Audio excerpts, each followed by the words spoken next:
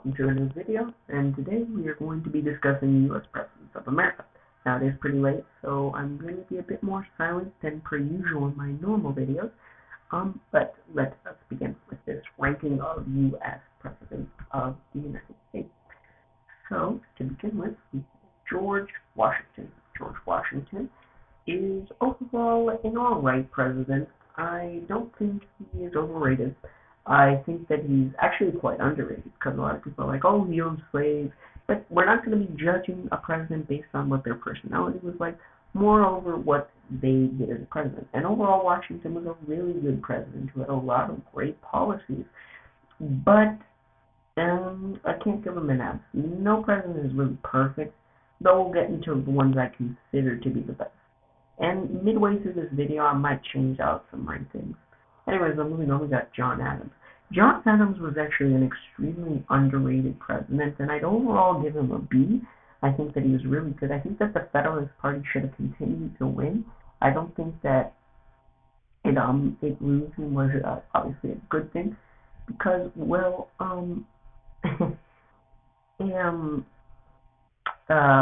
because the Democratic Republicans, with their sort of limited government and small government policies, just didn't end up working in the end. And, you know, that happens later in American history with the whole supply side economics, which was a massive failure in American history. And moving on from that, we have a good old pal, Thomas Jefferson. Thomas Jefferson is really not that great of a president. The embargo is something that is so terrible, so foul to see under a president. It's unreal. I don't think that I could ever give Thomas Jefferson that good of a rating because of it.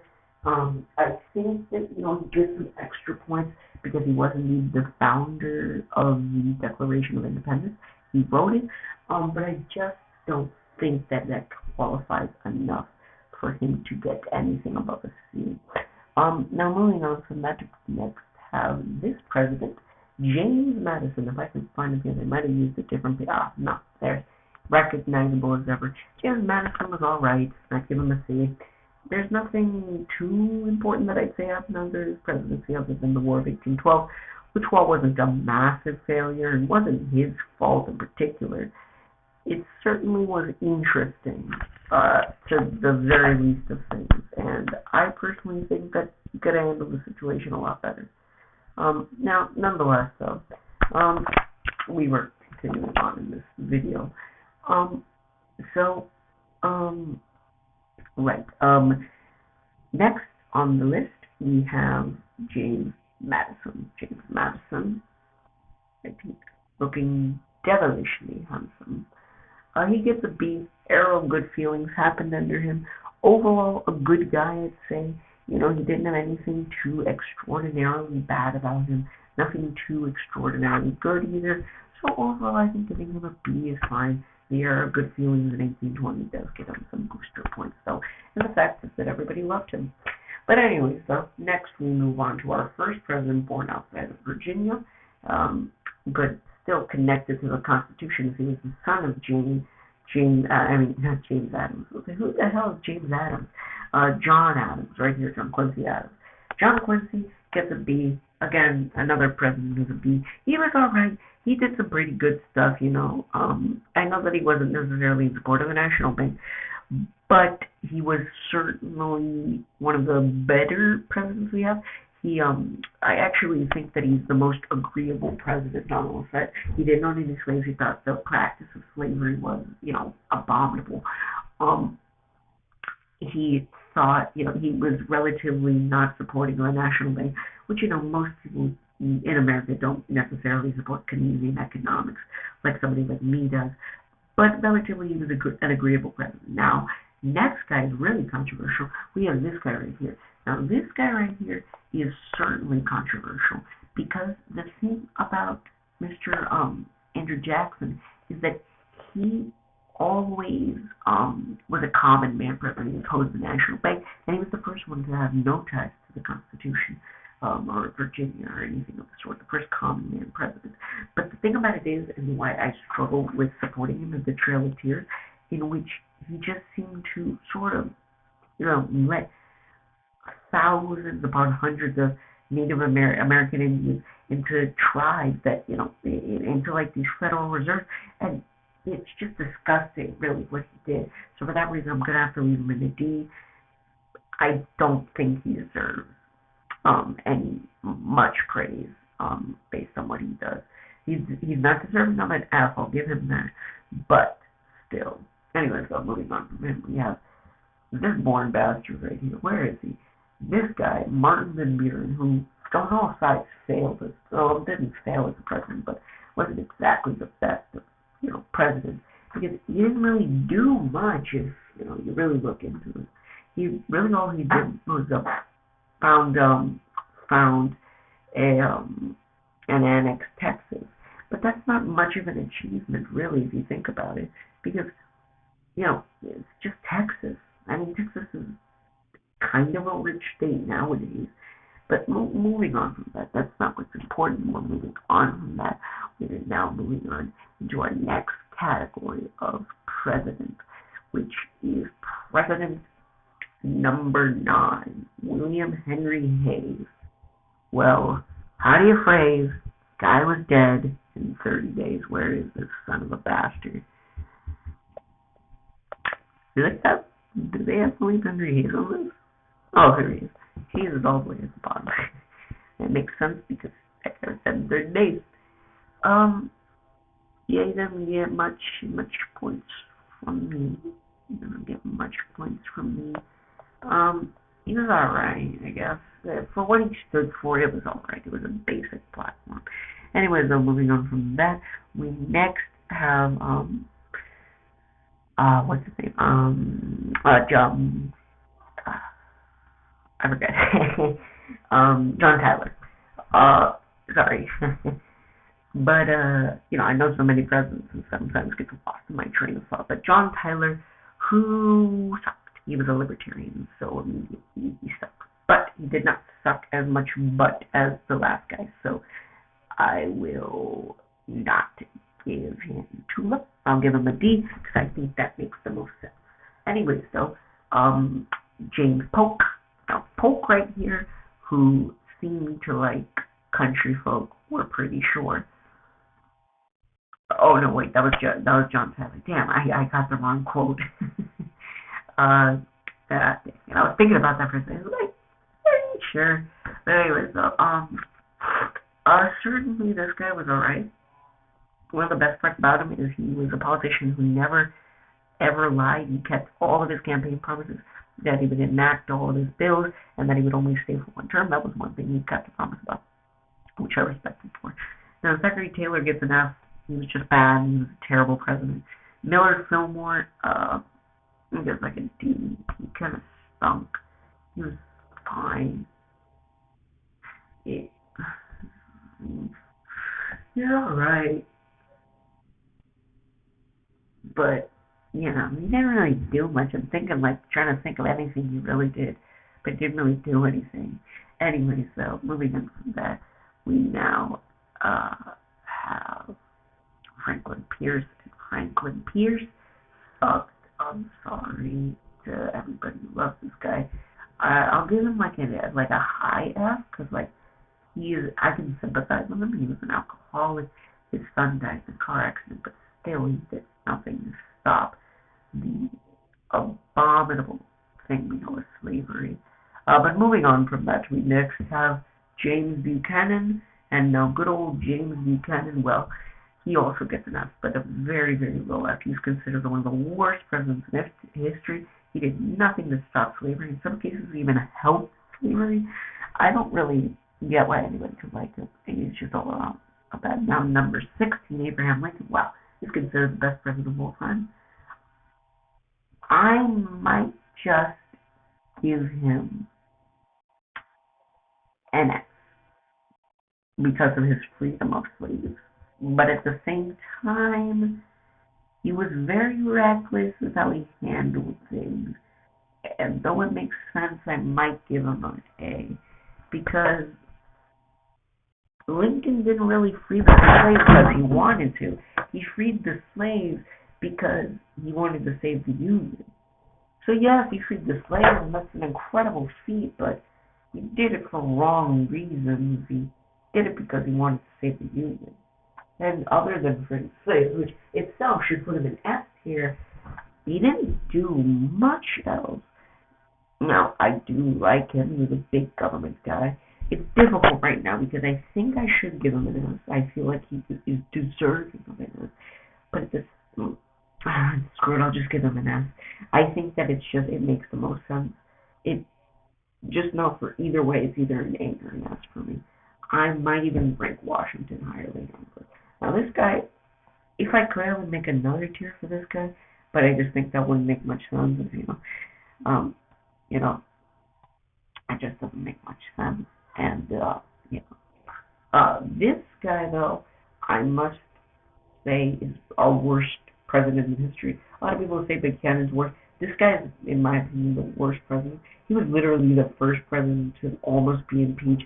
Then he barely got acquitted. I think he should have been impeached because he basically helped the KKK rebuild themselves. He did nothing to stop those fuckers. Now, Grant, on the other hand, Ulysses S. Grant, this guy should get a B from me because, goddamn, he was just incredible at stopping the KKK, which is such an important feat. He doesn't get an A or an S from me. Only stopping one of him was the corruption that happened throughout his cabinet. Other than that, about nothing stops me from giving him a higher ranking. A lot of people put him a little lower. I think that he deserves a B because he's just such an incredible president with his stopping of the KKK and reholding the values of Reconstruction. I personally think that he's one of our best American presidents.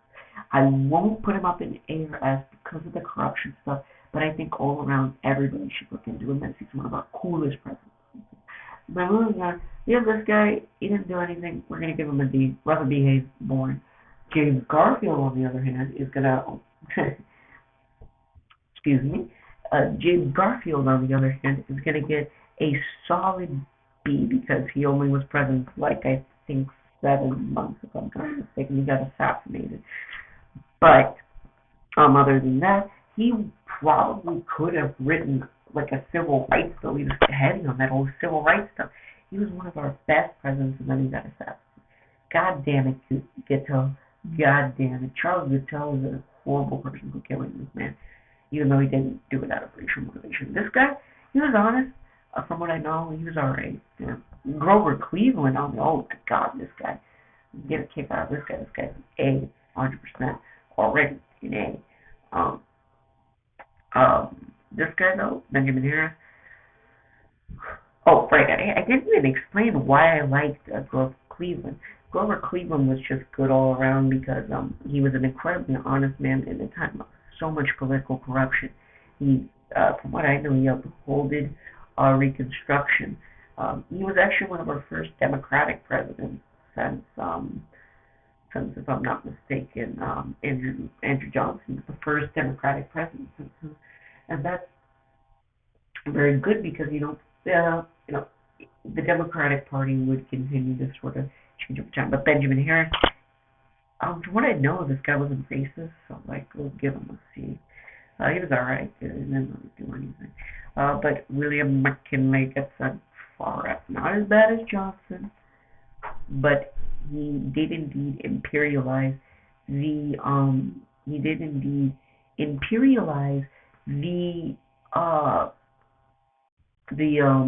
Philippines to mine gold from them, which is an incredibly difficult task without harming anybody. And he did. He harmed a lot of people by going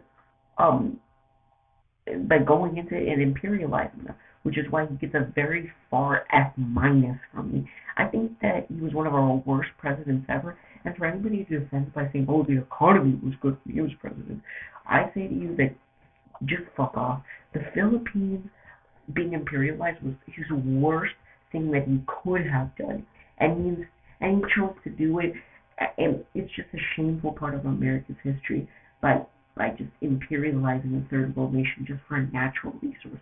Anyways, though, moving on from him, my personal favorite president is Theodore Roosevelt. End of story. It just now it ends there. All right. Um, don't even have to explain myself. Man was okay, I will though. Man was a conservationist.